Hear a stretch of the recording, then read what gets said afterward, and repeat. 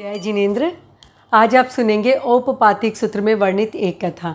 अबंड नाम का एक सन्यासी था जो दो दिनों का व्रत किया करता था। सन्यासी होने के बाद भी उसने श्रावक के 12 व्रत ग्रहण कर रखे थे और बड़ी निष्ठा से उसकी अनुपालना करता था। उसकी रिद्धि और तप के बल पे उसे काफ़ी लब्धियां प्राप्त थी।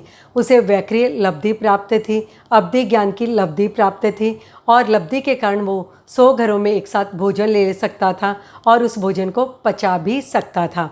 सभी घरों में वो एक समय में अलग अलग दिखाई भी दे सकता था। उसकी इस लब्धि के प्रभाव से प्रभावित होकर उसके 700 शिष्य बनते हैं।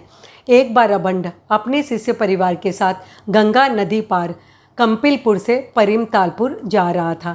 ग्रीष्म ऋतु का समय था, कड़ाके की धूप पड़ रही थी और गहरे जंगल से होकर रास्ता था।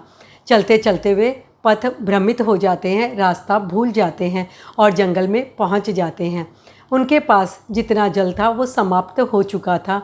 अभी भूख और प्यास से सभी व्याकुल हो रहे थे।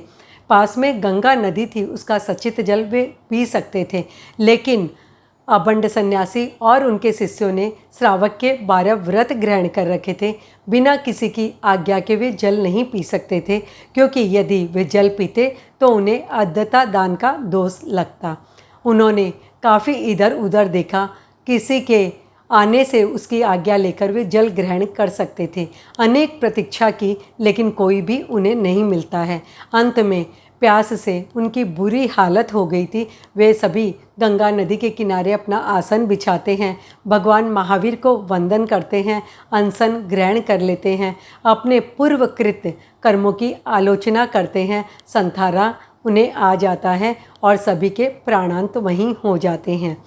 अभी अबंड सन्यासी और उनके सारे शिष्य 5वें स्वर्ग में जन्म लेते हैं और वहाँ का आयुष्य पूरा करके अबंड अपने शिष्य परिवार के साथ महाविदेह क्षेत्र में जन्म लेगा और उसके बाद संयम ग्रहण करके मोक्ष को प्राप्त होगा। कहानी हमें बताती है जीवन में सिर्फ एक संकल्प हमारी नैया पार लगा सकता है। अबंड सन्यासी ने सिर्फ एक संकल्प किया था, 12 व्रतों को धारा था और अंत तक उसकी अनुपालना की और उसे मुक्ति की प्राप्ति होती है। ये थी कहानी अबंड सन्यासी की जो आपने सुनी। जय जिनेन्द्र।